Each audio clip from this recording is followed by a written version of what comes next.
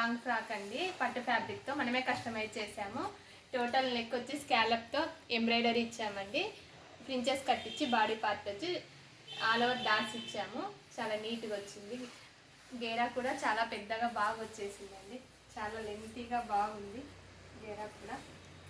Hands వచ్చి 3/4 ఇట్లా elbow hands ఇచ్చామండి. హ్యాండ్ ఇలా పైపింగ్ ఇచ్చేసి ఇలా బార్డర్ లాగా వేసాము హ్యాండ్స్కి వచ్చి.